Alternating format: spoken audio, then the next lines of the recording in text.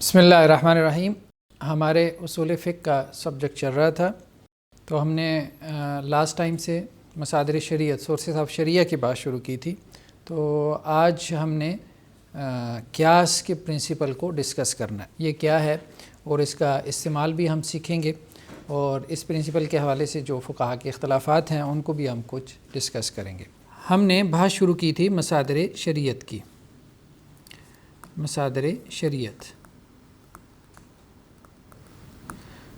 شریعت میں ہم نے کہا تھا کچھ بنیادی مصادر ہیں اور کچھ جو ہے وہ ثانوی مصادر ہیں، ٹھیک ہے۔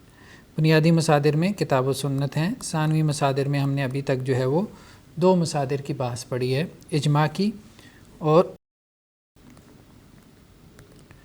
اقوال صحابہ کی۔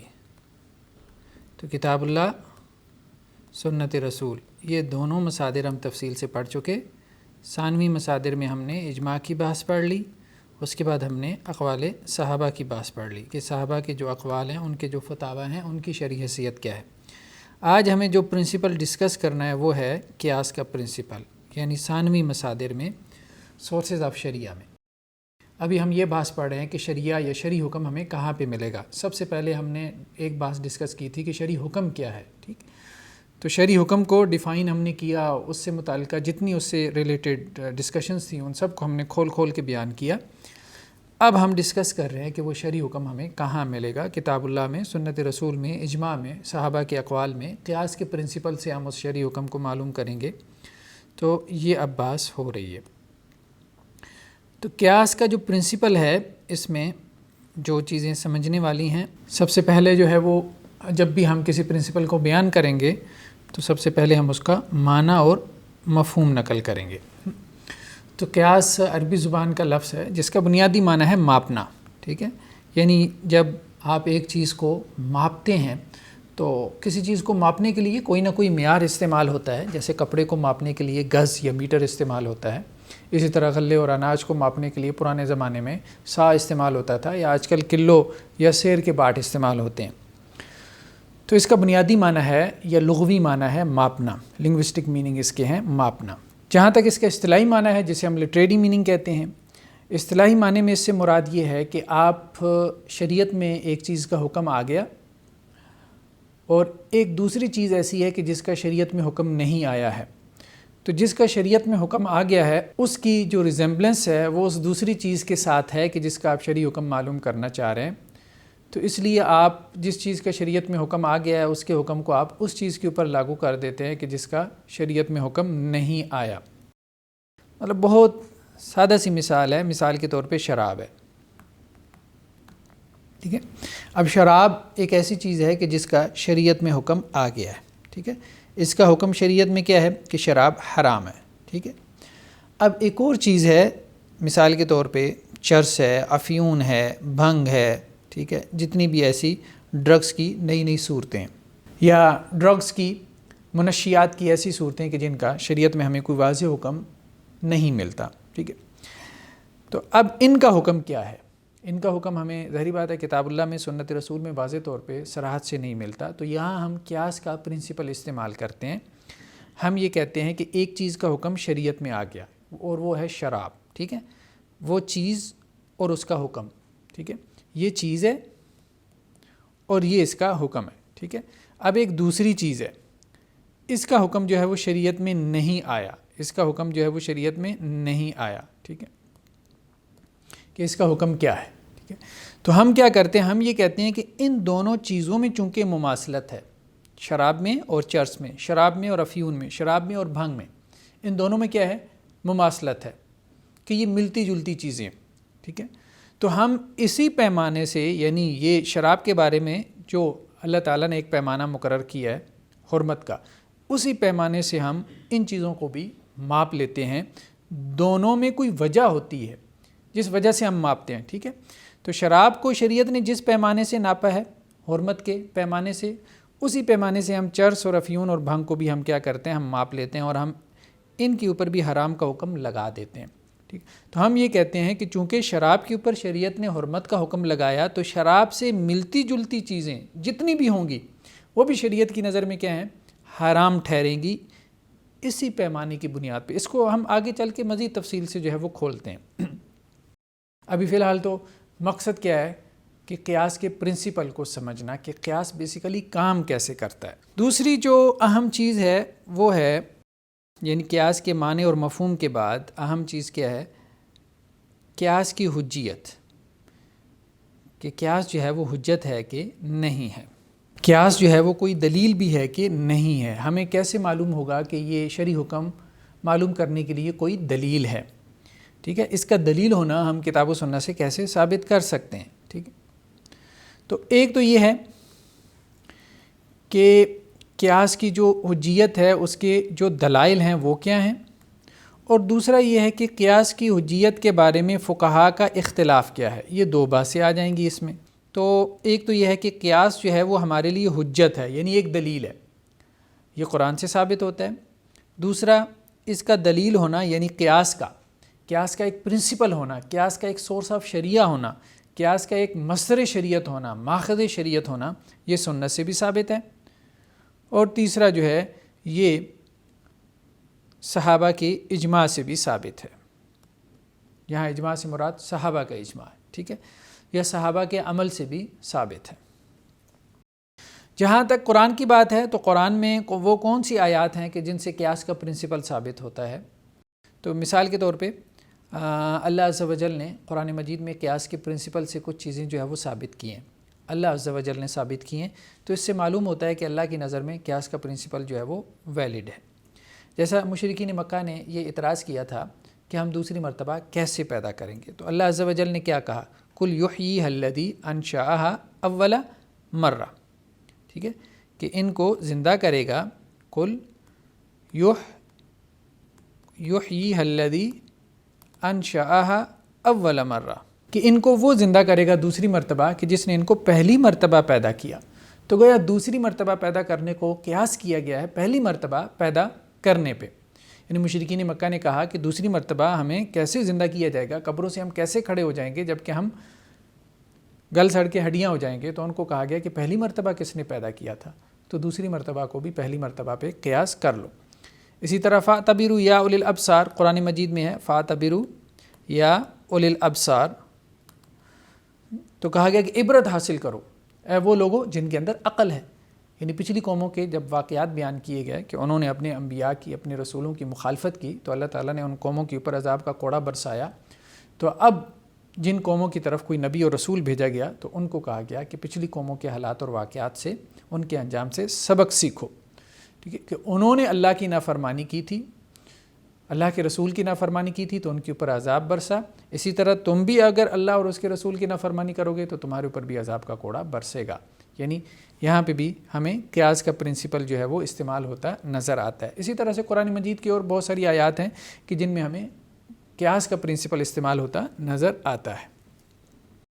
جہاں تک سنت کی بات ہے تو سنت میں ہم دیکھتے ہیں کہ رسول اللہ صلی اللہ علیہ وسلم نے کئی مقامات پہ قیاس کا پرنسپل جو ہے وہ بہت واضح انداز میں استعمال کیا۔ مثال کے طور پہ اللہ کے رسول وسلم کے پاس ایک خاتون آئی جس کا تعلق جو ہے وہ قبیلہ خصم سے تھا۔ اب وہ خاتون کہنے لگی کہ میرے جو والد صاحب ہیں وہ ان کے اوپر حج فرض ہو گیا تھا لیکن وہ حج نہیں کر سکے، وہ کسی وجہ سے لیٹ ہو گئے، تو اب وہ بیمار ہیں، بہت زیادہ بیمار ہیں، بلکہ معذور بھی ہیں، اب تو وہ حج کر ہی نہیں سکتے۔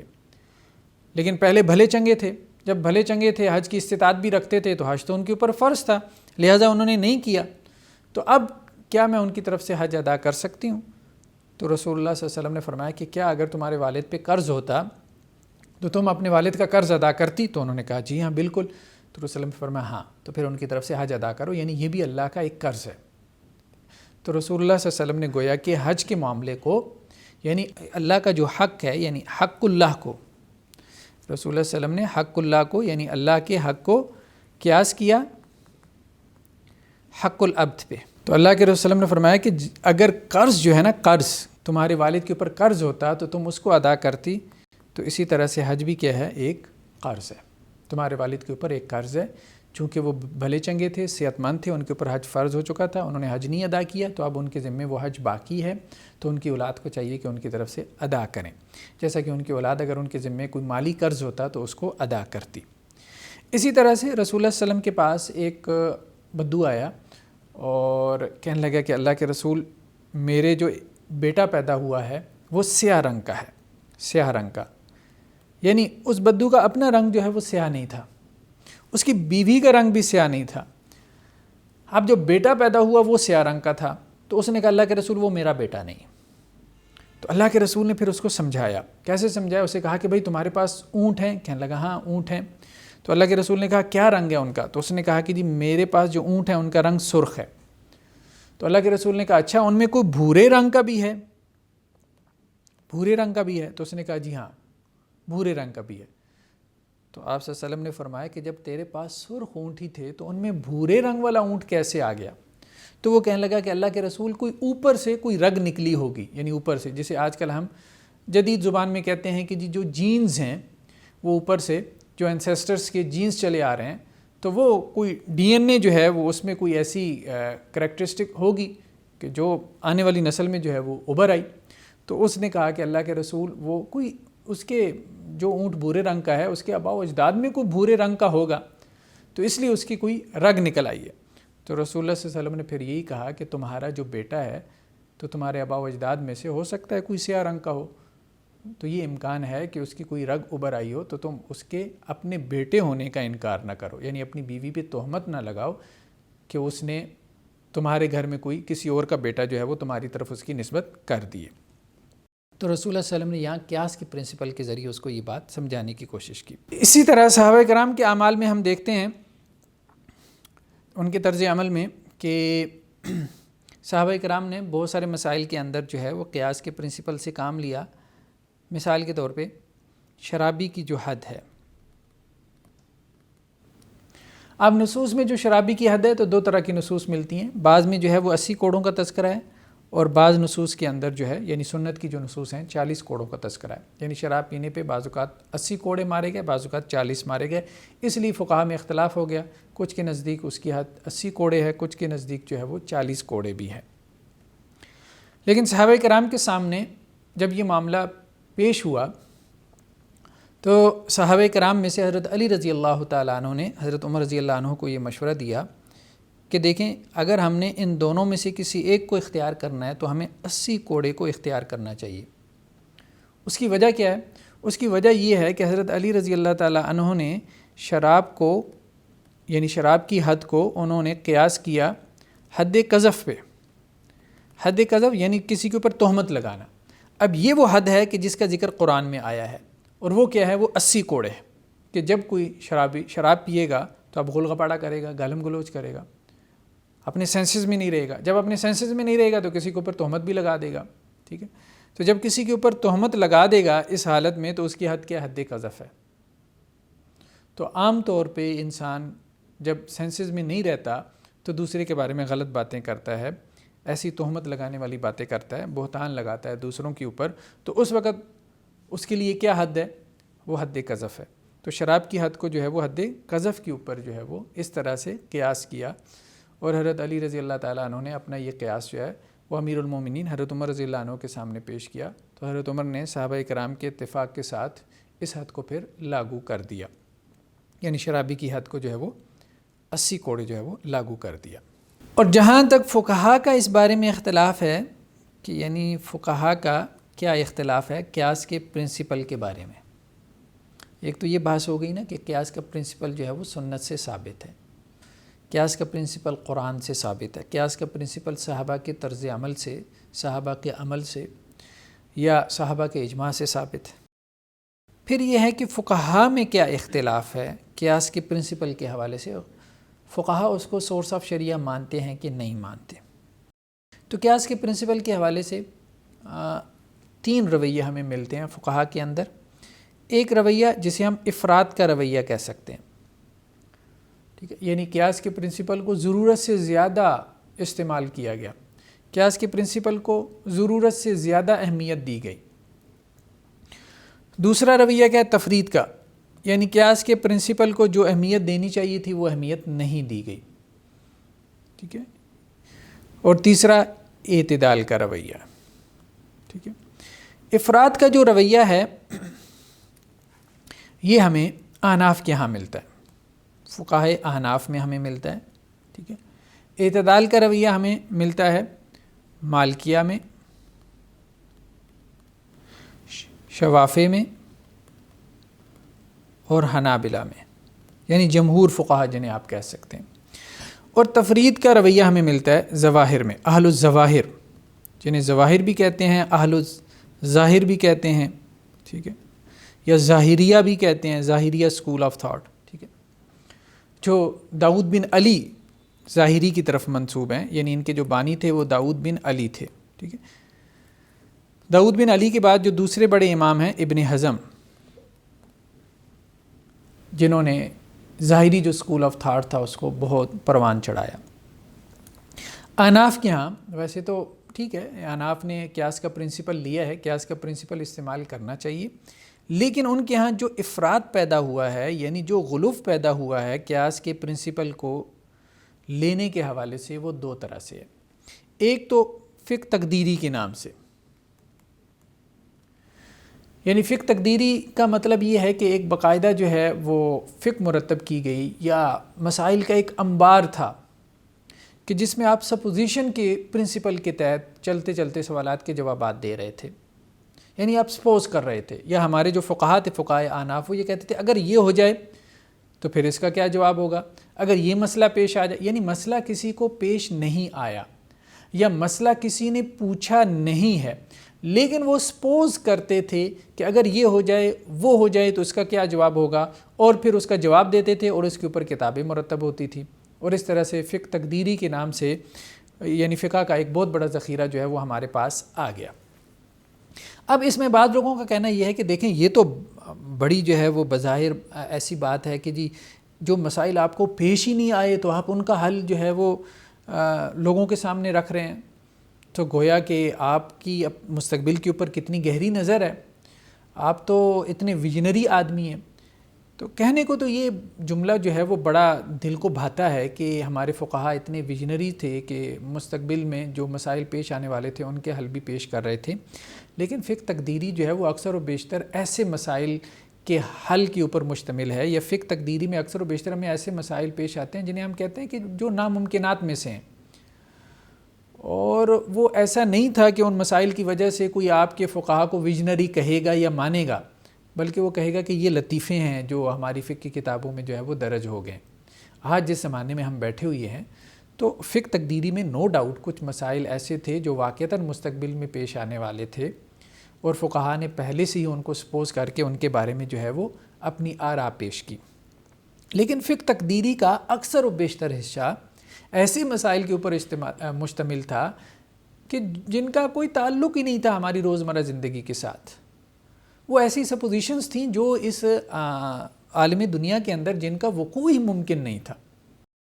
مثال کے طور پہ اب آپ جو فقہ حنفی کی کتابیں ہیں، بعض مصادر آپ دیکھیں جیسے الہدایہ ہے یا فتاوی عالمگیری ہے یا اور مطلب جو مصادر کی کتابیں، ان میں آپ دیکھیں ایسے مسائل آپ کو ملیں گے۔ ان مسائل میں سے ایک یہ مسئلہ کہ اگر کسی مرد کا دودھ اتر آئے اور کوئی اس دودھ کو پی لے تو اس سے رضاعت ثابت ہوتی ہے، یعنی وہ اس کا رضائی بیٹا بنے گا کہ نہیں۔ اب مرد کا دودھ اتر آنا، اب ظاہری بات ہے یہ ایک ایسی سپوزیشن ہے کہ آج کل کے میڈیکل سائنس کے دور میں آپ جب لوگوں کے سامنے یہ بات رکھیں گے تو لوگ کہیں گے کہ اس کے اوپر ہنس پڑیں گے، ظاہری بات ہے، تو آپ مذاق بن جائیں گے۔ اسی طرح سے ایک تو یہ ہے کہ رضاعت کے حوالے سے آپ کو عجیب و غریب مسائل نظر آتے ہیں، پھر جو ہے وہ آپ کو نکاح اور طلاق کے حوالے سے، وراثت کے حوالے سے آپ کو عجیب و غریب مسائل نظر آتے ہیں۔ جیسے وراثت کے حوالے سے کہ اگر کوئی مخنث، یعنی جو نہ مرد ہے نہ عورت ہے، ٹھیک ہے، تو اگر کوئی مخنث جو ہے وہ اپنے آپ سے تعلق قائم کر لے اور اس سے کوئی اولاد پیدا ہو، تو اب اس کی اولاد جو ہے وہ اس سے وراثت کیسے حاصل کرے گی؟ اس کے باپ ہونے کے اعتبار سے یا اس کی ماں ہونے کے اعتبار سے یا دونوں کے اعتبار سے؟ اب یہ ایسے مسائل تھے کہ جن کی کوئی نظیر، جن کی کوئی مثال ہمیں دنیا میں نہیں ملتی تھی اور نہ ہی یہ پیش آنے والے تھے۔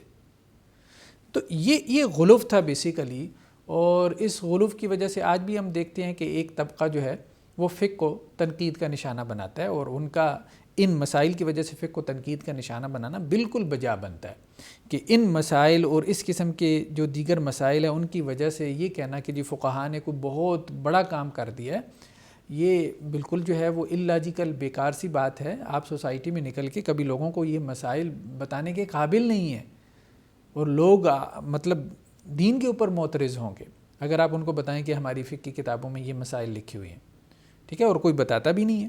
تو اس لیے یہ ماننا پڑے گا کہ یہ غلو کا کام ہوا ہے, یہ غلو کا کام ہوا ہے, یعنی قیاس کے پرنسپل کو جو ہے وہ ضرورت سے زیادہ استعمال کیا گیا.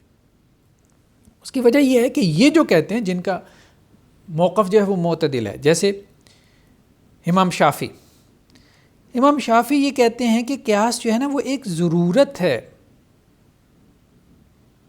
اسی طرح سے امام احمد بن حنبل نے بھی یہی نقطہ نظر اختیار کیا امام شافعی سے. پھر اس کے بعد جو ہے وہ امام ابن تیمیہ بھی اسی طرف گئے. تو قیاس جو ہے یہ کہتے ہیں یہ ایک ضرورت ہے, یعنی اگر کسی مسئلے کا حل ہمیں کتاب و سنت سے نہیں ملے گا اور کوئی صاحب ہم سے آ کے مسئلہ پوچھیں گے تو ہم پھر اس کو جواب دیں گے. تو یہ کہتے ہیں قیاس اور اجتہاد بیسیکلی, قیاس ہو یا اجتہاد ہو, یہ ایک ضرورت ہے, یہ کوئی مستقل اصول نہیں ہے کہ آپ اس کی بنیاد پہ جو ہے وہ مسائل اخذ کرتے چلے جائیں, فتاویٰ کی کتابیں مرتب کرتے چلے جائیں. ایسا نہیں. قیاس کا پرنسپل اس وقت استعمال کیا جائے گا جب اس کی ضرورت پڑے گی. دوسرا جو غلوف پیدا ہوا قیاس کی پرنسپل کو استعمال کرنے میں وہ ہے کتاب الحیل کے اعتبار سے. ہیلے کی جمع ہے, الحیل, ہیلا اللیگل ٹرک جسے کہتے ہیں, اللیگل ٹرک یعنی کوئی ایسا کام کرنا کہ اس کی ظاہری صورت جو ہے وہ تو شرع کے موافق ہے لیکن اس حکم کا جو مقصد ہے وہ فوت ہو گیا. تو یہ کام بہت زیادہ ہوا ہے. ایک کتاب جسے کتاب الحیل کہتے ہیں, اس کی نسبت جو ہے وہ امام محمد کی طرف ہے. امام محمد جو کہ امام ابو حنیفہ کے شاگرد ہیں, امام محمد. اگرچہ اس کتاب کی امام محمد کی طرف نسبت میں اختلاف ہے, بعض فقہا کہتے ہیں کہ نہیں یہ ان کی کتاب نہیں ہے, یہ رائے بھی موجود ہے. لیکن امام سرخسی کہتے ہیں, سرخسی فقہائے احناف میں سے ایک بڑے امام ہے سرخسی, امام سرخسی کہتے ہیں کہ نہیں یہ کتاب انہی کی ہے, امام محمد کی ہے. ٹھیک ہے. اسی طرح سے فقہائے احناف میں بعد میں جو ہے وہ ایک اور کتاب کتاب الحیل کے نام سے سامنے آئی جس میں کوئی 16,500 کے قریب, مور دین 16,000 آپ کو ہیلے ملتے ہیں. امام خصاف کی کتاب. اور اکثر و بیشتر جو ہیلے ہیں, تمام کی بات نہیں کر رہا, وہ ایسی ہی ہیں کہ جن میں کسی حرام کو حلال بنایا جا رہا ہوتا ہے یا جن میں کسی فرض سے جان چھڑائی جا رہی ہوتی ہے. تو ایسے تمام ہیلے کہ جن سے حرام جو ہے وہ حلال ہو جائے, فرض جو ہے اس سے جان چھوٹ جائے, فرض سے آپ کی جان چھوٹ جائے, ختم ہو جائے, تو وہ تمام ہیلے جو ہے ظاہری بات ہے یہ غلو ہے, یہ غلو ہے. قیاس کے پرنسپل کے استعمال کا یہ مطلب نہیں تھا. ہیلا کیا ہے؟ ہیلے کو سمجھنے کے لیے آپ مثال کے طور پہ ہیلے کو آپ یوں سمجھیں, اس کو ہم علیحدہ سے مقاصد شریعت کے اندر بھی زیر بحث لے کے آئیں گے ہیلے کو تفصیل کے ساتھ. مثال کے طور پہ ایک صاحب ہیں کہ جن کے اوپر زکوٰۃ فرض ہے, کوئی خاتون ہے, ان کے پاس 500 تولہ زیور ہے. ٹھیک ہے, اب ظاہری بات ہے کہ ان کے پاس یہ اتنا تولے زیور ہے تو یہ زکوٰۃیبل ایسٹ ہے, اس کے اوپر زکوٰۃ فرض ہے سال کے بعد. اب وہ خاتون مفتی صاحب سے رابطہ کرتی ہیں اور انہیں کہتی ہیں کہ جی میرے اوپر زکوٰۃ فرض ہے. تو مفتی صاحب کہتے ہیں ہاں ظاہری بات ہے کہ یہ تو نصاب کو مال پہنچتا ہے تو آپ کے اوپر جو ہے زکوٰۃ فرض ہے. اب وہ خاتون کہتے ہیں مفتی صاحب کو کہ نہیں میں تو زکوٰۃ نہیں دینا چاہتی, تو کوئی ہیلا بتا دیں. تو وہ مفتی صاحب کہتے ہیں ہاں ہیلا ہے. ہیلا کیا ہے کہ جب سے آپ نے یہ سونا خریدا ہے اس کے 11 ماہ بعد, ٹھیک 11 ماہ بعد, ظاہری بات ہے زکوٰۃ تو فرض ہوگی 1 سال بعد, تو جس ڈیٹ سے آپ نے سونا خریدا ہے اس کے 11 ماہ بعد آپ وہ سونا جو ہے وہ گفٹ کر دیں اپنے شوہر کو, اپنے ہسبینڈ کو. اب آپ کا شوہر آج کی ڈیٹ میں اس کا مالک بنا ہے تو اس کے اوپر زکوٰۃ کا فرض ہوگی 1 سال بعد. تو اب وہ کیا کرے, وہ 11 مہینے بعد وہی سونا واپس ہبہ کر دے, گفٹ کر دے اپنی بیوی کو, تو اس کے اوپر بھی زکوٰۃ. اسی طرح چل آپ کام چلاتے رہیں. تو اب بظاہر دیکھیں کہ یہاں پہ شرعی حکم جو ہے وہ لاگو نہیں ہو رہا. جب سال ہی نہیں گزر رہا تو ان کے اوپر زکوٰۃ بھی فرض نہیں ہو رہی. لیکن بیسیکلی اگر آپ غور کریں تو یہ اللہ کے ساتھ چالاکی ہے. اللہ کے حکم سے بچنے کے لیے اللہ کے ساتھ کیا چالاکی ہے. یہ چالاکیاں کی تھی یہودیوں نے. جیسا کہ قرآن مجید میں تذکرہ ہے کہ اللہ تعالیٰ نے یہود کی ایک بستی کو حکم دیا تھا کہ ہفتے والے دن مچھلیاں نہیں پکڑنی، جو سمندر کے کنارے آباد تھی. اب اللہ نے ان کی آزمائش یہ کی کہ ہفتے والے دن جو ہے وہ مچھلیاں کنارے پہ آ جاتی تھیں، سمندر کے سطح سے منہ نکال کے ان کو چڑھاتی تھیں. اب ان میں سے ایک گروہ نے کیا کیا کہ سمندر کے کنارے چھوٹے چھوٹے تالاب بنا لیے. ہفتے والے دن جاتے تھے اور مچھلیاں ہانگ کے ان تالابوں میں لے آتے تھے. ان تالابوں کو یعنی سمندر کے پانی کے ساتھ لنک کر دیا چھوٹی چھوٹی نالیوں کے ذریعے. تو وہ مچھلیاں ہانگ کر جب اپنے تالابوں میں لے آتے تھے تو واپسی کا ان کا راستہ بند کر دیتے تھے سمندر میں جانے کا. پکڑتے تھے اتوار کے دن جا کے اور کہتے تھے پکڑی تو ہم نے اتوار کو ہیں. حالانکہ اللہ کا جو مقصد تھا، اللہ کے حکم کا جو مقصد تھا کہ ہفتے والے دن مچھلی نہیں پکڑنی، یعنی دنیا کا کام نہیں کرنا. مطلب کیا؟ اللہ کی عبادت کرو. ہفتے والے دن کو مختص کر لو اللہ کی عبادت کے لیے. یہودیوں کے ہاں ہفتے کا دن تھا اللہ کی عبادت کے لیے. عیسائیوں کے ہاں اتوار کا دن تھا، مسلمانوں کے ہاں جمعہ کا دن ہے. تو اب وہ اللہ کے حکم کا جو مقصد ہے وہ مقصد فوت ہو گیا. اب بظاہر تو انہوں نے مچھلی پکڑی ہے اتوار والے دن، لیکن اللہ تعالیٰ نے اسی وجہ سے اس قوم کے اوپر عذاب نازل کیا جس کا تذکرہ ہمیں سورہ اعراف میں ملتا ہے. تو گویا کہ یہ ہیلا جو ہے یہ بیسیکلی اللہ کے ساتھ چالاکی ہے. یہ قیاس کے پرنسپل کا جو ہے وہ غلط استعمال ہے. یعنی ایسے ہیلے کرنا کہ جن کے ذریعے سے آپ کی فرائض سے جان چھوٹ جائے یا جن کی وجہ سے کوئی حرام آپ کے لیے حلال ہو جائے. جہاں تک بات ہے یہ تو تھا کہ قیاس کے پرنسپل میں افراط، یعنی ہم نے کہا قیاس کے پرنسپل کو ہم نے ماننا ہے، لیکن ہم نے قیاس کے پرنسپل کو اتنا بھی نہیں ماننا، اتنا بھی اس کو استعمال نہیں کرنا کہ اس کی وجہ سے ہم شریعت کے تارک ہو جائیں، کتاب و سنت کے احکامات جو ہے وہ ہم چھوڑنا شروع کر دیں، یا ہم اس کی وجہ سے جو ہے وہ دین کو ایک مذاق بنا دیں جیسے فقہ تقدیری ہے. قیاس کے پرنسپل کے حوالے سے معتدل جو موقف ہے وہ ہے شوافی اور حنابلہ کا. امام شافعی نے دیا، پھر اس کو امام احمد بن حنبل نے اس کو اختیار کیا.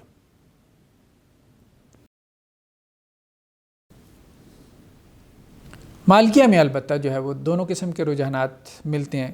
کچھ رجحان ان میں ایسا ہے کہ جو حناف کی طرف نکل جاتا ہے، کچھ رجحان ان میں سے ایسا ہے جو حنابلہ کی طرف چلا جاتا ہے، جیسے مصلحت وغیرہ کا استعمال ہے. تو یہ ہم انشاءاللہ سے آگے چل کے تھوڑا تھوڑا اس کو کھولتے رہیں گے. امام شافعی نے اصل میں یہ بات کی کہ دیکھیں جیسے تیمم ہے، تیمم جو ہے وہ بیسیکلی ایک مجبوری ہے. تیمم اس وقت جائز ہے جب آپ کو پانی نہ ملے. جب تک پانی موجود ہے اس وقت تک جو ہے وہ آپ وضو کریں گے، پانی سے وضو کریں گے. لیکن اگر پانی نہ ہو تو پھر آپ تیمم کریں گے. تو تیمم اصل حکم نہیں ہے، تیمم مجبوری کا حکم ہے، مجبوری کا حکم ہے. تو اسی طرح سے قیاس کا پرنسپل جو ہے یہ کوئی مستقل یا اصل حکم نہیں ہے، یہ مجبوری کا پرنسپل ہے. یعنی کتاب و سنت میں ایک چیز نہیں ملی، ایک چیز ایک مسئلہ آپ کو پیش آ گیا اور کتاب و سنت میں اب آپ کو مل نہیں رہا، تو اب آپ مجبوری میں قیاس کا پرنسپل جو ہے وہ استعمال کریں گے، ضرورت کے تحت قیاس کا پرنسپل استعمال کریں گے. تو یہ کہتے ہیں کہ اجتہاد ہو یا قیاس ہو یہ دونوں ایک ضرورت ہیں، ان کی کوئی مستقل حیثیت نہیں ہے کہ ہر وقت بس قیاس ہی کرتے رہو، ہر وقت اجتہادی کرتے رہو، ہر وقت قیاس ہی کرتے رہو، اجتہادی کرتے رہو. یہ ٹھیک نہیں ہے، یہ رویہ ٹھیک نہیں ہے. یہ احناف کے ہاں پیدا ہوا تھا، متقدمین احناف میں، کہ بلا وجہ قیاس کرتے رہو، بلا وجہ اجتہاد کرتے رہو. تو یہ گویا کہ وہ رویہ ہے جسے ہم یہ کہہ سکتے ہیں کہ یہ متقدمین احناف کا، جسے آج کل میں ماڈرنسٹ اپروچ کہتے ہیں. ماڈرنسٹ اپروچ آج کل کے احناف میں یہ اپروچ نہیں ہے، آج کل کے احناف میں، متاخرین احناف میں یہ اپروچ نہیں ہے. ان کی اپروچ جو ہے وہ روایتی اپروچ ہے. یہ بات درست ہے، ان کے ہاں احتیاط غالب ہے. اسی طرح سے جو شوافی اور حنابلہ کی اپروچ تھی یہ وہ تھی جسے ہم روایت پسند اپروچ کہہ سکتے ہیں، روایت، ٹریڈیشنلسٹ، جو یہ کہتے تھے کہ ضرورت کے تحت اجتہاد ہوگا. تیسری جو اپروچ ہمیں نظر آتی ہے قیاس کے پرنسپل میں وہ اہل الظاہر کی ہے، خاص طور پہ ابن حزم. ابن حزم ظاہری نے قیاس کے پرنسپل کا انکار کر دیا، بالکل نہیں مانا ہی نہیں. یعنی یہ وہ ہیں کہ جو حد سے زیادہ مان رہے ہیں، یہ وہ ہیں کہ جو مان ہی نہیں رہے، قیاس کی پرنسپل کو مان ہی نہیں رہے۔ تو امام ابن حزم ظاہری نے اپنی کتاب میں الاحکام فی اصول الاحکام میں، ان کی کتاب ہے اصول فقہ پہ الاحکام، جس کا ہم نے تذکرہ بھی کیا تھا، تو اس میں انہوں نے تفصیل سے بحث کیا اور قیاس کے پرنسپل کا رد کیا، بلکہ وہ تو کہتے ہیں کہ سب سے پہلے قیاس جو ہے وہ ابلیس نے کیا، کہ جب اللہ تعالیٰ نے اس سے کہا کہ آدم کو تم نے سجدہ کیوں نہیں کیا جبکہ میں نے تمہیں حکم دیا تھا، تو اس نے کیا بات کہی تھی کہ آپ نے آدم کو جو ہے وہ مٹی سے پیدا کیا، مجھے آگ سے پیدا کیا۔ تو اس نے قیاس کا پرنسپل استعمال کیا کہ آگ کا کام جو ہے وہ اوپر جانا ہے، مٹی کا کام نیچے آنا ہے، تو میں اعلیٰ ہوں، عرفہ ہوں، اور آدم جو ہے وہ مجھ سے چھوٹا ہے، تو بڑا چھوٹے کو کیسے سجدہ کرے۔ اس طرح سے انہوں نے اور بہت ساری مثالیں بیان کی ہیں۔ تو وہ قیاس کے پرنسپل کو نہیں مانتے، لیکن جب وہ قیاس کے پرنسپل کا انکار کرتے ہیں تو پھر وہ ایک پورا فکری نظام دیتے ہیں، نظام استدلال دیتے ہیں، کہ جس کے ذریعے وہ کیا کرتے ہیں، شرعی حکم اخذ کرتے ہیں کتاب و سنت سے۔ اب اگر کوئی حکم واضح طور پہ کتاب و سنت میں نہیں ہے، مثال کے طور پہ بھینس جو ہے وہ اس کی قربانی جائز ہے کہ نہیں، یا بھینس حلال ہے کہ نہیں، اب یہ چیز کتاب و سنت میں واضح طور پہ موجود نہیں ہے، تو آپ اس کا حکم کیسے جاری کریں گے اگر آپ قیاس کا پرنسپل استعمال نہیں کریں گے؟ جو لوگ قیاس کا پرنسپل استعمال کرتے ہیں تو وہ بھینس کو قیاس کرتے ہیں گائے کے اوپر۔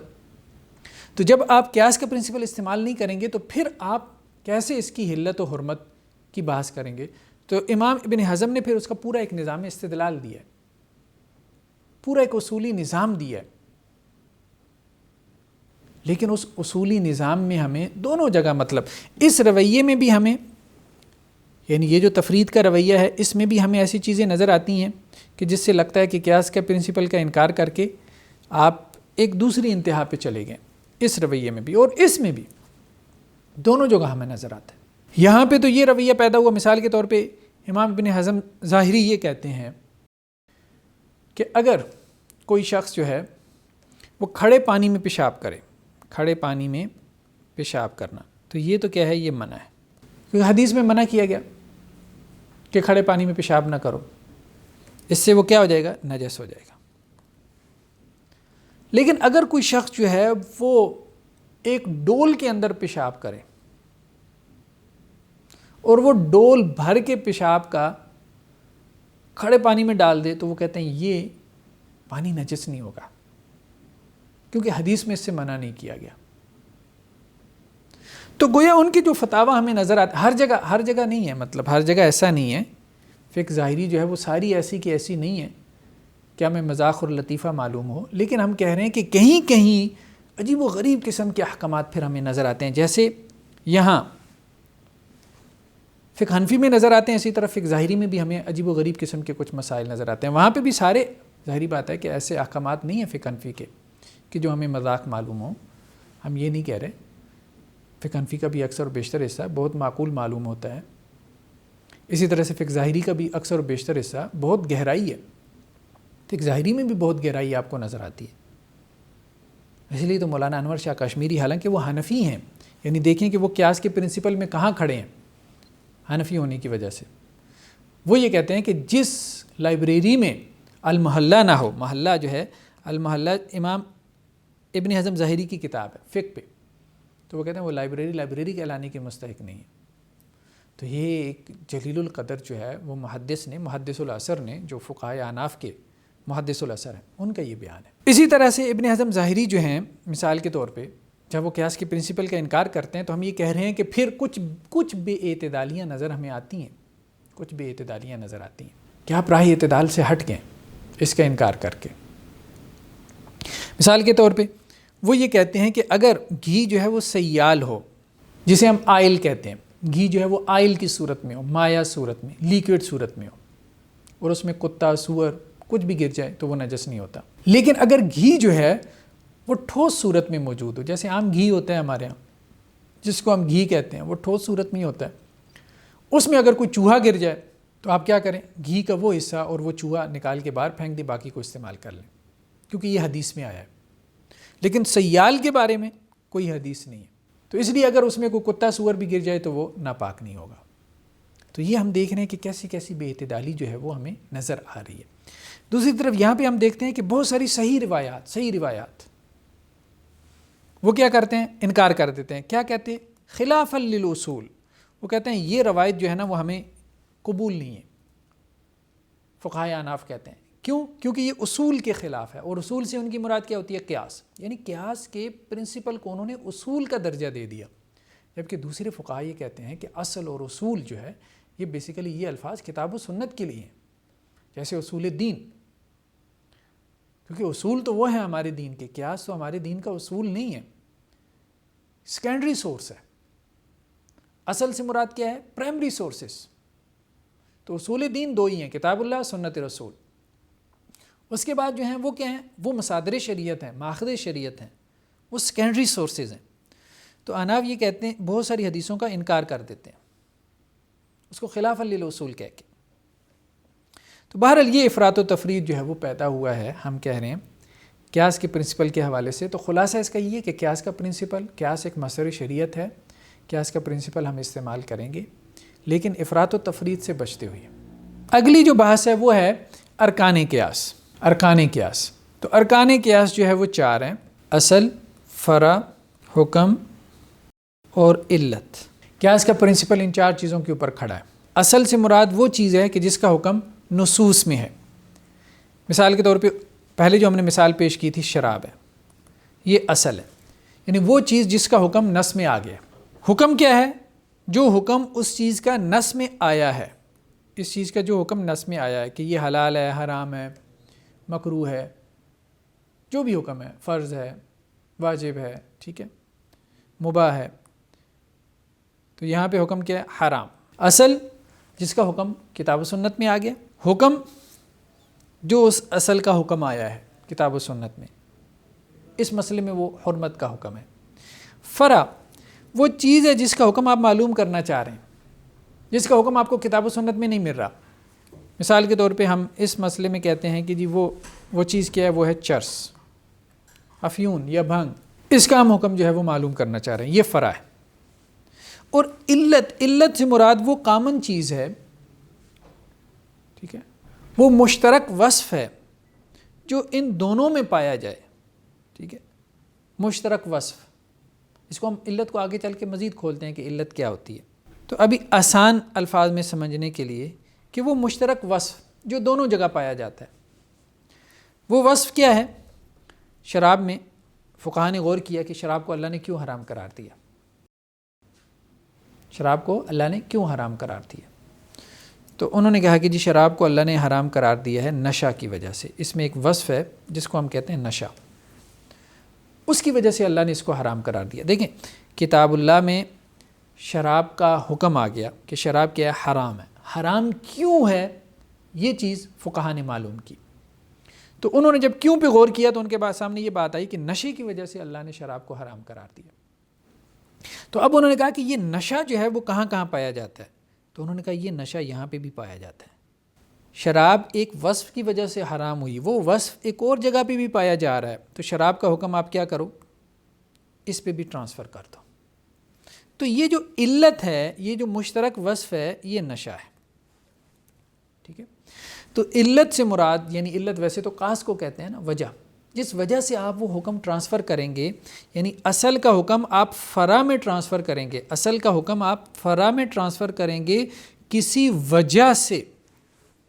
ٹھیک ہے، وہ وجہ وہ کامن جو ہے وہ مشترک وصف ہے جو دونوں میں ہمیں پایا معلوم مل رہا ہے، یعنی اصل میں بھی مل رہا ہے اور فرع میں بھی مل رہا ہے، جس وجہ سے ہم اصل کا حکم فرع میں جو ہے وہ ٹرانسفر کر رہے ہیں. ٹھیک، تو ارکان قیاس جو ہیں وہ چار ہیں: اصل، فرع، حکم اور علت. اب اس میں ایک بحث یہ پیدا ہوئی کہ اصل جو ہے، اصل ایک تو یہ ہے کہ کتاب اللہ میں ہو سکتی ہے، دوسرا سنت رسول میں. اس کے اوپر تو اتفاق ہے، یہ بھی متفق علیہ، یہ بھی متفق. تیسرا کیا؟ صحابہ کے فتاوی، عمل اہل مدینہ یا صحابہ کے فتاوی جو ہے وہ اصل بن جاتے ہیں. لیکن صحابہ کے فتاویٰ بھی بیسیکلی کیا ہیں؟ ان کا اجتہاد ہے، ان کا قیاس ہے. تو اس کا مطلب یہ ہے کہ ان کے نزدیک صحابہ کے قیاسات جو ہے وہ اصل بن جاتے ہیں. لیکن صحیح بات یہ ہے کہ اصل جو ہے وہ کتاب اللہ اور سنت رسول، یعنی کتاب اللہ اور سنت رسول ہی دو ایسی چیزیں ہیں کہ جن کے احکامات کو ہم جرنلائز کر سکتے ہیں. اور جرنلائزیشن جو ہے یہ کتاب اللہ اور سنت رسول صلی اللہ علیہ وسلم کا خاصہ ہے، اور کسی کے اجتہادات کا یہ خاصہ نہیں ہے کہ ان کو جرنلائز کیا جائے، کہ اس کے اجتہادات کو پھر نظیر اور پریسیڈنٹ اور اصل بنا کے پھر اس کے اوپر مزید کچھ چیزوں کو حلال یا حرام یا مکروہ یا سنت قرار دیا جائے. اگلی جو بحث ہے وہ ہے علت کی شرائط، اور قیاس کے پرنسپل میں یہ گہری ترین بحث ہے، بلکہ اصول فقہ کی گہری ترین بحثوں میں سے ایک بحث یہ والی ہے علت کی شرائط کی، کہ کیسے معلوم ہوگا کہ یہ علت ہے. مثال کے طور پہ دیکھیں، شراب کیا ہے؟ حرام ہے. ٹھیک ہے، شراب کو حرام کیوں قرار دیا گیا؟ ٹھیک ہے، اب شراب میں مختلف اوصاف ہیں، مثال کے طور پہ شراب کیا مائع ہے، لیکوڈ ہے. مثال کے طور پہ شراب کا ایک رنگ ہے، ایک کلر ہے. ٹھیک ہے، مثال کے طور پہ شراب کی ایک بو ہے. مثال کے طور پہ شراب میں نشہ ہے. تو شراب میں یہ تمام اوصاف ہیں، لیکن ان اوصاف میں سے کس وصف کی وجہ سے وہ حرام ہے؟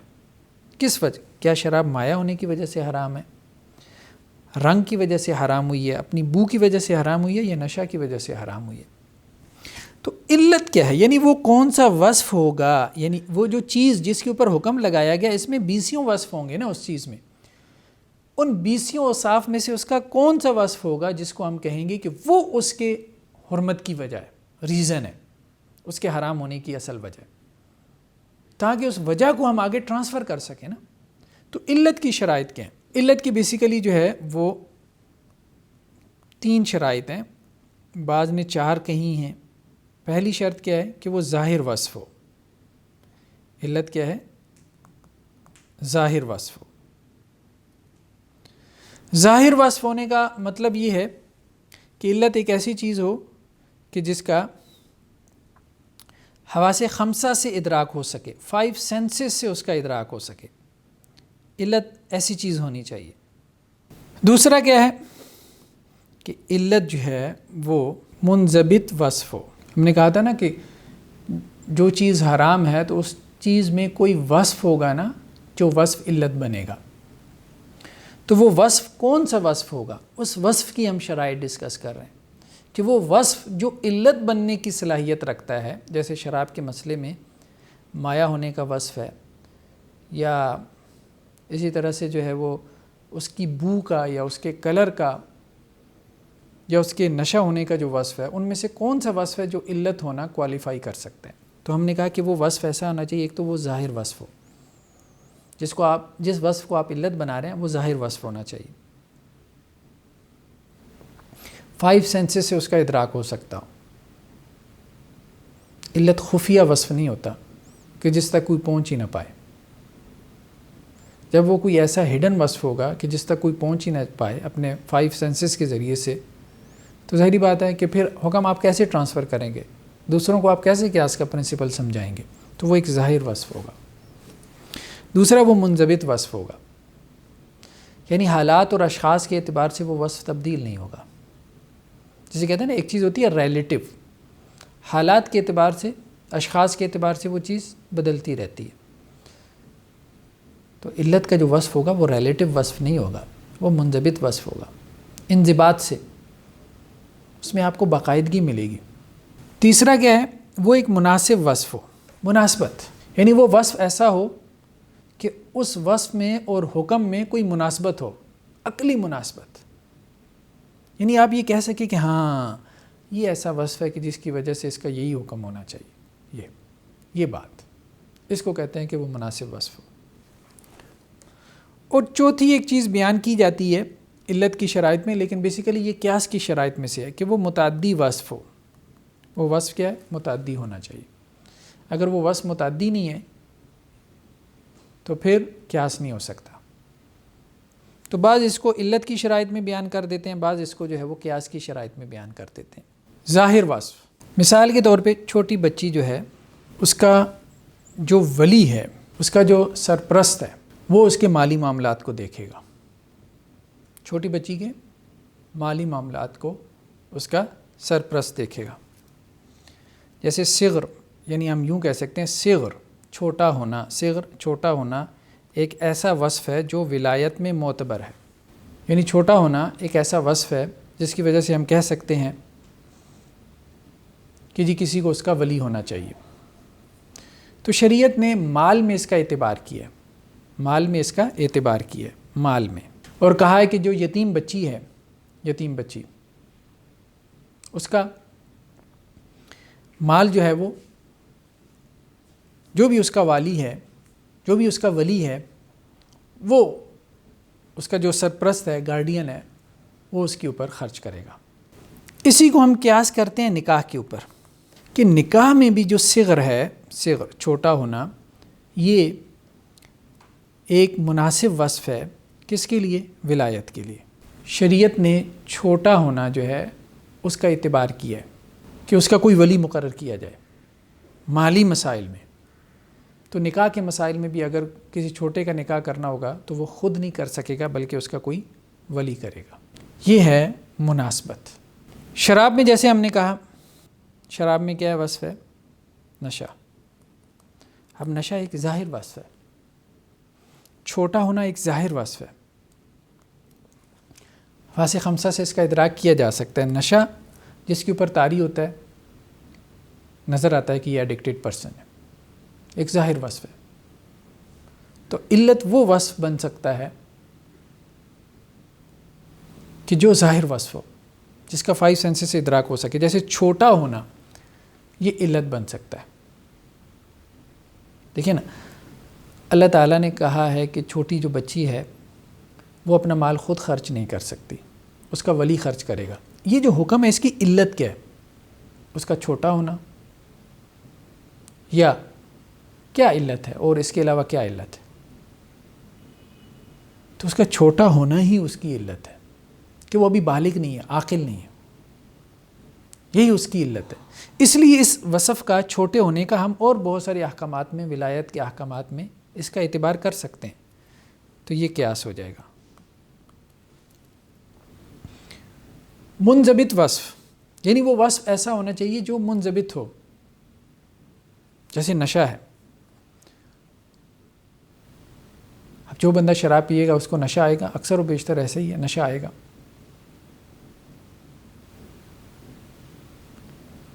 قیاس کے جو پرنسپل میں ہم 100% کی طرف نہیں جاتے، اکثر و بیشتر کی طرف 70, 80, 90% میں اگر اس وصف کی وجہ سے وہ حکم پیدا ہو رہا ہو تو ٹھیک ہے، وہ ایک منضبط وصف ہے.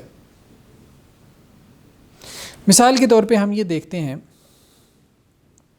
اس کو ہم ایک جدید مثال سے سمجھتے ہیں. ٹریفک لائٹ پر رکنا، ٹریفک لائٹ پر رکنا، یا ہم یوں کہہ سکتے ہیں لال بتی پر رکنا. اب لال بتی جو ہے یہ ایک وصف ہے، یہ ایک وجہ ہے. رکنا حکم ہے. لال بتی دیکھو تو رک جاؤ، جب لال بتی ہوگی تو آپ کو رکنا پڑے گا. تو یہ ایک ظاہر وصف ہے اور یہ ایک منضبط وصف ہے.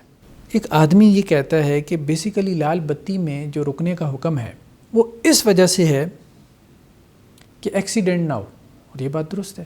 ٹریفک کے قوانین ایکسیڈنٹ سے، حادثوں سے بچانے کے لیے بنائے گئے. تو حادثہ نہ ہونا، ہم نے کہا نا مناسب وصف ہو وہ اس کے لیے. تو لال بتی جو ہے یہ ایک ظاہر وصف ہے، حواس خمسہ سے اس کا ادراک ہو رہا ہے. ایک منضبط وصف ہے. دنیا میں جہاں جہاں ریڈ لائٹ جلے گی لوگ رک جائیں گے، پوری دنیا میں. یعنی وہ اس کو آپ ریگولیٹ کر سکتے ہیں نا، ریگولرائز کر سکتے ہیں اس وصف کی بنیاد پہ. آپ قانون سازی کر سکتے ہیں، لیجسلیشن کر سکتے ہیں. وہ ایک ایسا وصف ہے، اس کو کہہ رہے ہیں منضبط وصف. تیسرا یہ کہ وہ مناسب وصف ہو. اب لال بتی جو ہے اس پہ جو رکنا ہے بظاہر تو کوئی مناسبت نہیں ہے، لیکن پیچھے مناسبت کیا ہے؟ اس کی حکم کے ساتھ مناسبت کیا ہے؟ ایکسیڈنٹ سے بچنا. تو یہ بات سمجھ میں آتی ہے، یہ ہے اس کا مناسب ہونا. اور چوتھا جو ہے وہ اس کا پھر متعدی ہونا ہے۔ اب جہاں تک نشے کی بات ہے تو نشے میں دیکھیں وہ ایک ظاہر وصف ہے، جو بندہ ایڈکشن میں ہوگا نظر آئے گا۔ دوسرا یہ کہ وہ منضبط وصف ہے، جو شراب پیے گا اس کو نشہ آئے گا۔ شراب کو حرام قرار دینے کے لیے نشہ کو بنیاد بنانا ایک مناسب وصف ہے۔ شراب کو حرام قرار دینے کے لیے اس کے مایع لیکوڈ ہونے کو وصف قرار دینا یہ مناسبت نہیں ہوگی، عقلی مناسبت نہیں ہے اس میں۔ شراب کو کیوں حرام قرار دیا؟ اس لیے کہ وہ لیکوڈ ہے۔ یہ بات عقل کو نہیں بھاتی کہ لیکوڈ ہونا کوئی وجہ ہے کسی چیز کو حرام قرار دینے کی۔ چلیں نشہ ہونا تو سمجھ میں آتا ہے کہ نشہ کرے گا تو سینسز بھی نہیں رہے گا، سینسز بھی نہیں رہے گا، اپنا نقصان کرے گا، کسی کا نقصان کرے گا، کسی کو قتل کر دے گا۔ عام طور پہ جو لوگ کار ایکسیڈنٹس میں کار جن کی کریشز کرتی ہیں، یورپ میں بھی ہم دیکھیں اکثر و بیشتر ممالک میں، تو وہ کیا ہے؟ نشے میں ڈرائیونگ کر رہے ہوتے ہیں۔ تو نشے کو حرام قرار دینا یہ بہرحال ایک مناسب وصف ہے، عقلی مناسبت ہے۔ اسی طرح سے چھوٹی بچی کی جو ہے وہ کسی کو ولی مقرر کرنا، اس میں اس کا چھوٹا ہونا کہ وہ عاقل بالغ نہیں ہے، یہ ایک مناسب وصف ہے اس حکم کے لیے کہ اس کا کوئی ولی ہو جو اس کے معاملات کی دیکھ بھال کرے۔ تو یہ ہے مناسبت۔ متعدی کیا ہے؟ متعدی جیسے دیکھیں قصر ہے، قصر کرنا ایک حکم ہے۔ آپ نماز کو قصر کر سکتے ہیں، یعنی سفر کی حالت میں آپ کیا کر سکتے ہیں؟ نماز آدھی پڑھ سکتے ہیں، 4 فرض کو آپ 2 فرض پڑھ سکتے ہیں۔ قصر کرنے کا جو حکم ہے اس کی علت کیا ہے؟ سفر ہے۔ نماز قصر کرنا، نماز قصر کرنا یہ ایک حکم ہے، اس کی علت کیا ہے؟ سفر ہے۔ اب سفر متعدی نہیں ہے۔ سفر کی علت آپ اور کہاں دیکھ سکتے ہیں سوائے سفر کے؟ سفر کا وصف ایک ایسا وصف ہے جو سفر کے علاوہ کہیں اور آپ کو نہیں ملے گا، جہاں بھی آپ کو یہ ملے گا وہ سفر ہی ہوگا۔ تو سفر کا وصف ایک ایسا وصف ہے جو متعدی وصف نہیں ہے، دوسری جگہوں پہ نہیں پایا جا سکتا۔ تو وہ وصف جس کو آپ علت بنا رہے ہیں اس کو متعدی ہونا چاہیے، کیونکہ آپ نے اس کو اصل سے ٹرانسفر کرنا ہے فرع کے اندر۔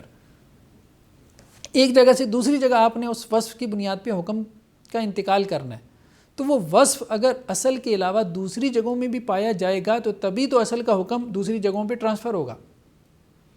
تو متعدی اسی کو کہتے ہیں نا، وہ چیز جو کہ قابل انتقال ہو، ایک جگہ سے دوسری جگہ منتقل ہو جاتی ہو۔ اب شراب کے اندر جو وصف ہے نشہ، وہ ایک ایسا ہے کہ دنیا میں ہزاروں چیزوں میں نشہ پایا جا سکتا ہے، ٹھیک ہے؟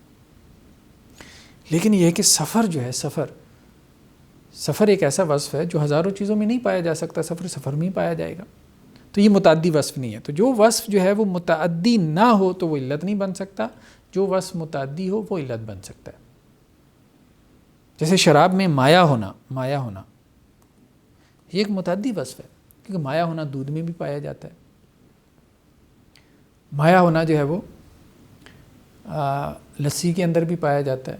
مایع ہونا جو ہے وہ 10 قسم کے جو ڈرنکس ہیں ان میں پایا جاتا ہے۔ لیکوڈ ہونا یہ ایک ایسا وصف ہے۔ لیکن مایع ہونا جو ہے وہ کوئی مناسب وصف نہیں ہے کہ شراب کو مایع ہونے کی وجہ سے حرام قرار دے دیا، یہ کیا بات ہے؟ متعدی وصف تو ہے لیکن مناسب وصف نہیں ہے۔ اسی طرح سے منضبط وصف بھی نہیں ہے مایع ہونا۔ کیوں؟ کیونکہ جو چیز مایع ہے وہ حرام نہیں ہے۔ دودھ حرام نہیں ہے، لسی حرام نہیں ہے، چائے حرام نہیں ہے، کوک حرام نہیں ہے، تو یہ منضبط وصف بھی نہیں ہے کہ جہاں جہاں مایع ہونا پایا جائے وہ چیز حرام ہوتی چلی جائے شریعت میں، تو یہ منضبط وصف بھی نہیں ہے۔ یعنی ریلیٹیو ہے، کچھ مایع حرام ہے، کچھ مایع حلال ہے، تو وہ یہ منضبط وصف بھی نہیں ہے مایع ہونا، مناسب وصف بھی نہیں ہے، ظاہر وصف ہے، متعدی وصف ہے۔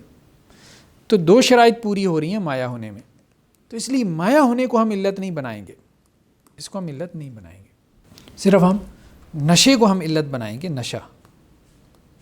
کیوں؟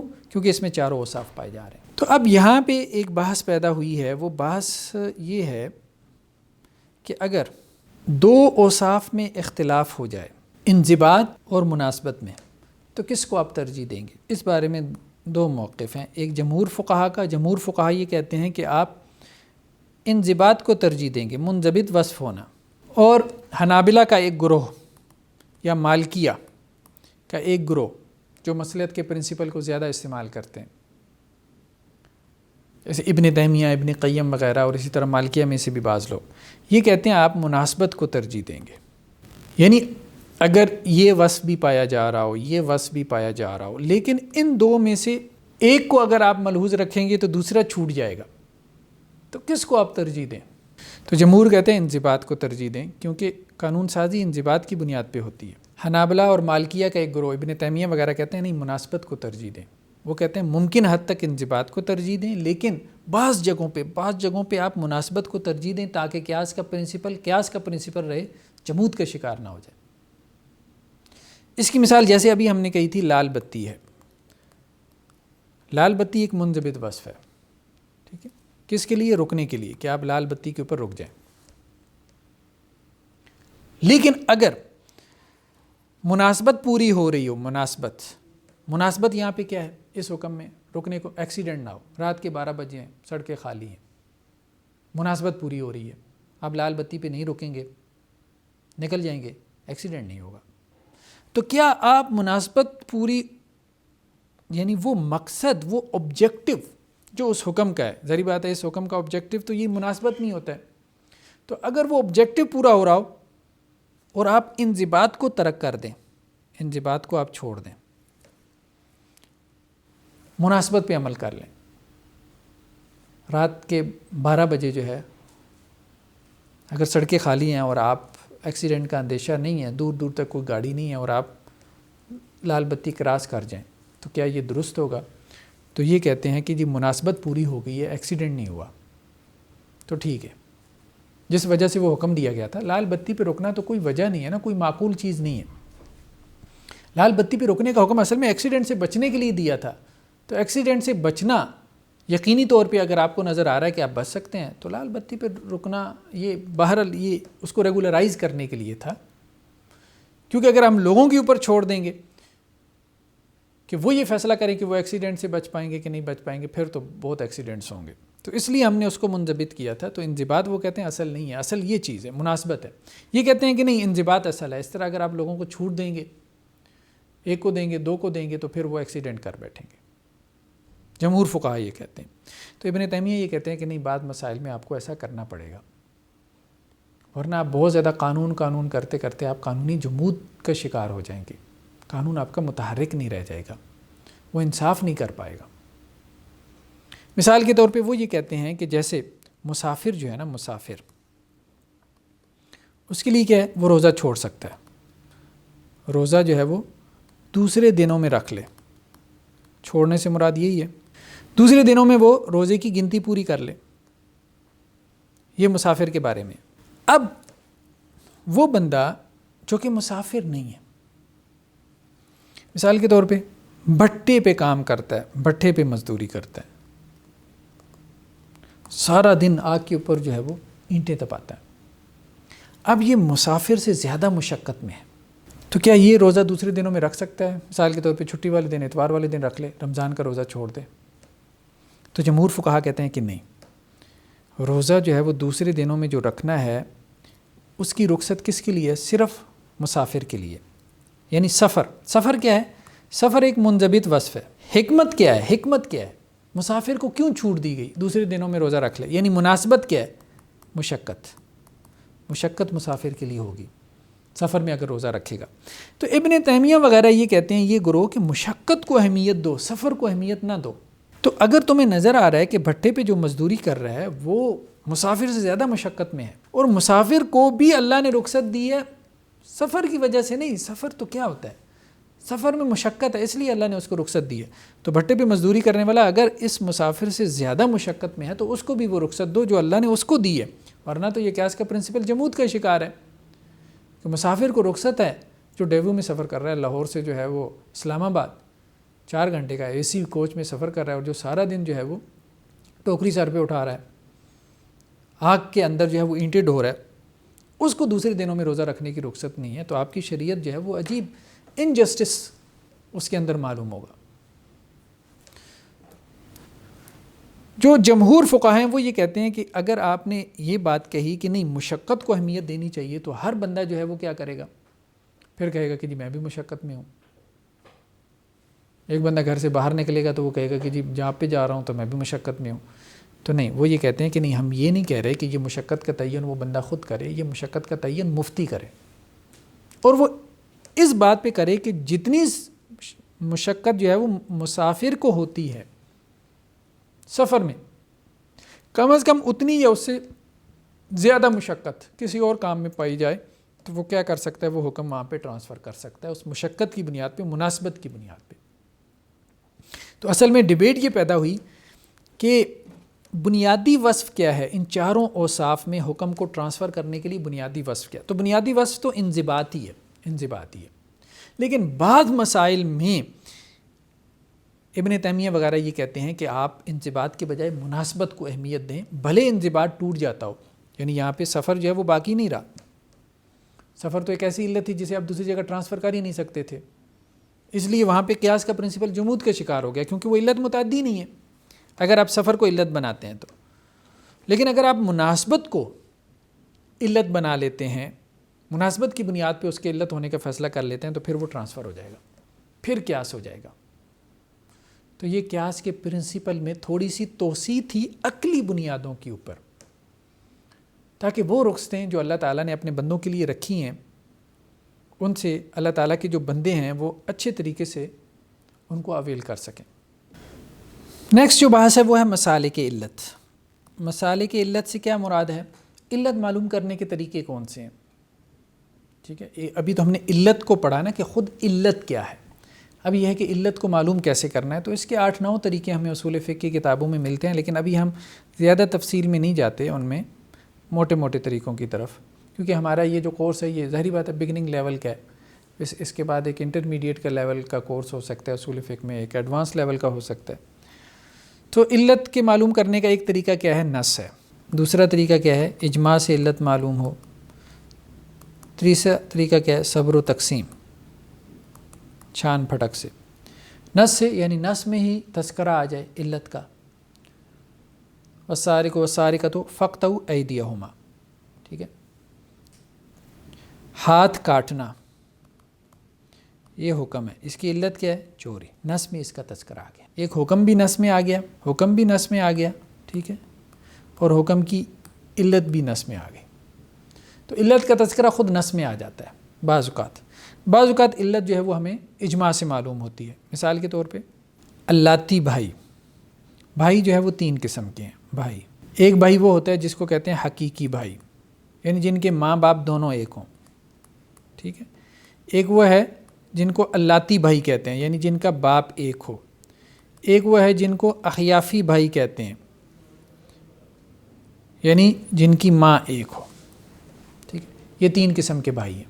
تو اب فقہا کا اس بات کے اوپر اجماع ہے کہ یہ جو حقیقی بھائی ہے اس کو ترجیح حاصل ہے کس پہ؟ اللاتی بھائی پہ، وراثت کے مسائل میں،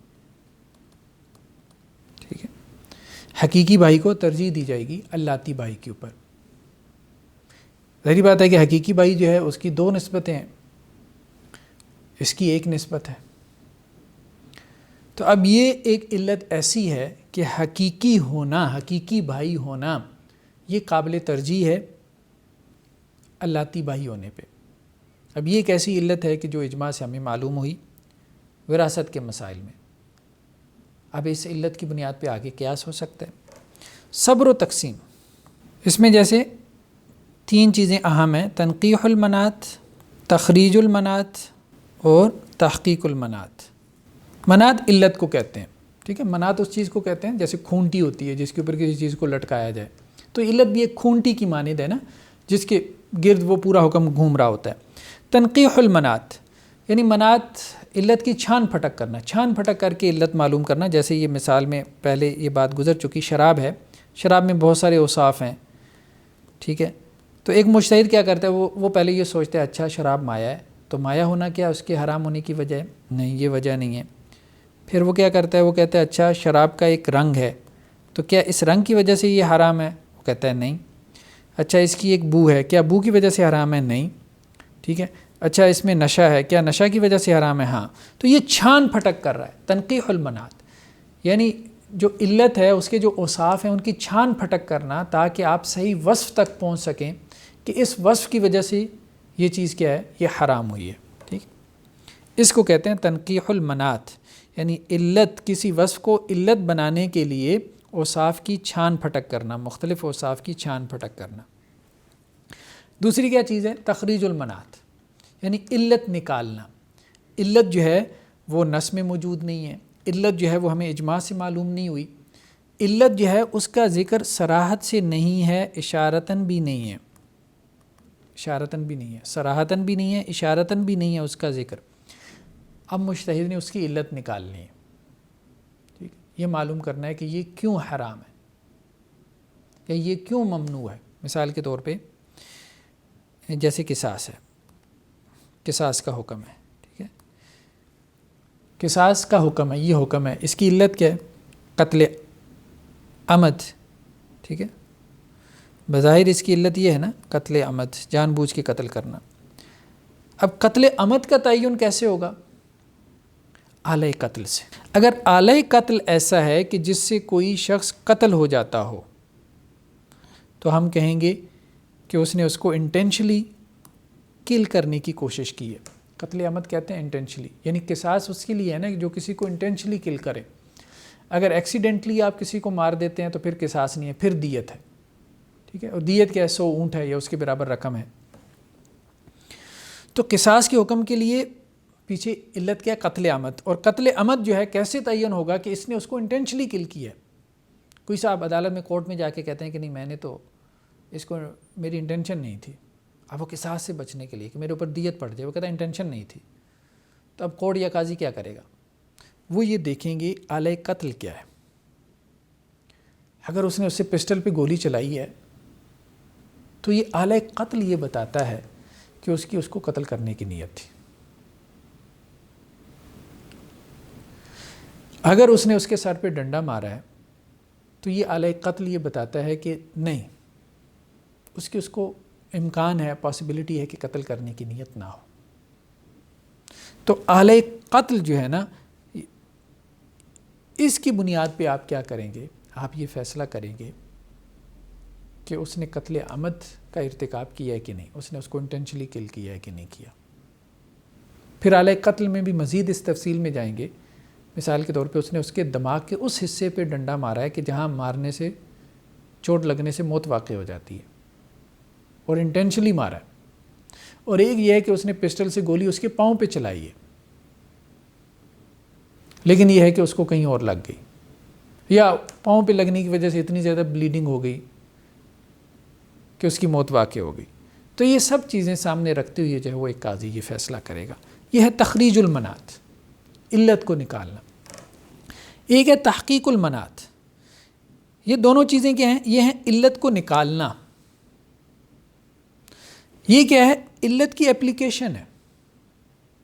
یعنی ایک آپ نے علت کو نکال لیا اور پھر اس کے بعد کیا ہے؟ اب آپ نے اس علت کی اپلیکیشن بھی کرنی ہے. تو اجتہاد دو چیزوں کا نام ہے نا. ایک ہے حکم شرعی کو معلوم کرنا، ٹھیک ہے، حکم شرعی کو نکالنا کتاب و سنت سے، اور دوسرا اس کی تطبیق کرنا. یہ تطبیق بہت اہم ہے، اس کی اپلیکیشن کرنا. اللہ کا حکم صرف معلوم نہیں کر لیا، اس کو اپلائی بھی کرنا ہے نا، سوسائٹی میں اس کی اپلیکیشن کرنی ہے. یہ تحقیق المنات ہے. یعنی آپ نے نکال لیا کہ شراب کی حرمت جو ہے وہ کیا ہے، اس کی وجہ کیا ہے؟ نشہ ہے. یہ علت نکال لی. اب یہ علت کہاں کہاں پائی جاتی ہے، یہ نشہ کہاں کہاں پایا جاتا ہے؟ شراب جتنا نشہ، تاکہ وہ چیز بھی حرام قرار پائے. تو یہ ہے اس کی تطبیق، تحقیق المنات، یعنی ثابت کرنا اس منات کو. اور اس کے لیے ضروری ہے کہ آپ کے پاس جو ہے وہ شرعی علوم ہو، اور اس کے لیے ضروری ہے کہ آپ کے پاس واقعاتی علوم ہو، دنیاوی علوم ہو. اپلیکیشن کے لیے ضروری ہے نا کہ آپ کو یہ معلوم ہو کہ جہاں آپ اللہ کا حکم اپلائی کرنے جا رہے ہیں خود اس چیز کے بارے میں آپ کو نالج ہو. دنیاوی علوم آپ کے پاس ہونے چاہیے، تب آپ صحیح اپلیکیشن کر پائیں گے. اللہ کا حکم تو آپ معلوم کر لیں گے، لیکن اللہ کا حکم وہاں پہ لاگو ہو رہا ہے کہ نہیں ہو رہا، اس کے لیے جو ہے وہ دنیاوی علوم کا ہونا بھی ضروری ہے. ایک مفتی، ایک مجتہد، ایک فقیہ کے پاس. اس لیے فقہائے اناف میں یہ باتیں آپ کو مل جاتی ہیں. وہ یہ کہتے ہیں کہ تجارت کے معاملات میں، بزنس کے معاملات میں جو بندہ مارکیٹ کے بارے میں نہیں جانتا، بازار کے بارے میں نہیں جانتا، بازاروں کے چکر نہیں لگاتا، وہاں پہ لوگوں کے ساتھ اٹھتا بیٹھتا نہیں ہے، تو وہ بیوع کے معاملات میں فتاویٰ نہ دے، جو جدید معاملات ہیں بیوع کے، بزنس کے۔ تو یہ بات اہم ہے کہ فقیہ کو، مفتی کو امر واقع کا بھی علم ہونا چاہیے، ٹھیک ہے۔ یعنی یہ ہے فقہ الاحکام، فقہ الاحکام، احکام کی سمجھ تو کتاب و سنت سے آئے گی، اور یہ ہے فقہ الواقع، واقعاتی سوجھ بوجھ۔ فقہ الاحکام کو فقہ الواقع پہ لاگو کرنا یہ اجتہاد ہے۔ پہلے تو آپ نے سمجھنا ہے کتاب و سنت کو، پھر اس سمجھ کو آپ نے لاگو کرنا ہے سوسائٹی کے اوپر، تو سوسائٹی کی بھی تو سمجھ ہونی چاہیے نا جہاں پہ اس کو لاگو کرنا ہے۔ اللہ کا حکم تو سمجھ میں آ گیا، لیکن اللہ کا حکم جہاں لاگو ہو رہا ہے اس چیز کی بھی تو سمجھ ہونی چاہیے، نہیں تو وہاں اللہ کا حکم لاگو کر دیں گے جہاں اللہ کا حکم لاگو نہیں کرنا چاہیے تھا، اس چیز کی سمجھ نہ ہونے کی وجہ سے۔ تو یہ ہے علت کو معلوم کرنے کے مسالک۔ ایک آخری بحث، بس کچھ چند ایک اصطلاحات کے ساتھ ہم اس کو تھوڑا سا سمیٹتے ہیں، ورنہ تو قیاس کی بحث جو ہے وہ بہت لمبی چوڑی ہے۔ قیاس کی اقسام، ایک تو ہم اس کو علت کے اعتبار سے تقسیم کر سکتے ہیں کہ علت کے اعتبار سے جو ہے وہ قیاس کی 3 قسمیں بنتی ہیں۔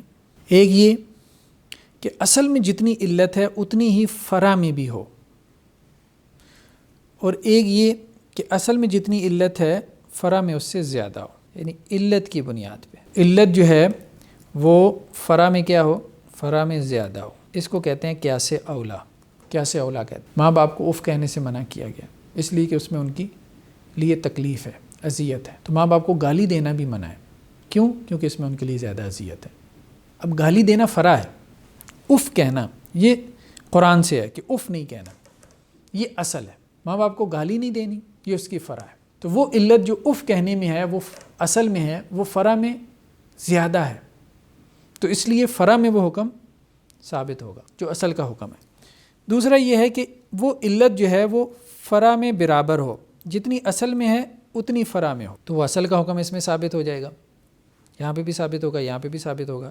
تیسری صورت یہ ہے کہ وہ حکم فرع میں کیا ہو، کم ہو، تو پھر یہاں وہ حکم ثابت نہیں ہوگا۔ مثال کے طور پہ شراب میں کیا ہے، نشہ ہے۔ اب نشہ کی علت چرس میں، افیون میں تو شراب کے جیسی ہے، اس لیے حکم ثابت ہو گیا۔ بعض ڈرگز ایسی ہیں کہ جہاں نشہ کی علت شراب سے زیادہ ہے، وہاں بھی حکم ثابت ہو گیا۔ لیکن کچھ چیزیں ایسی ہیں جیسے سگریٹ ہے، اب سگریٹ میں نشہ کی علت شراب کے جیسی نہیں ہے، تو اس لیے یہاں پہ شراب والا حکم ثابت نہیں ہوگا، نشہ کی وجہ سے ثابت نہیں ہوگا۔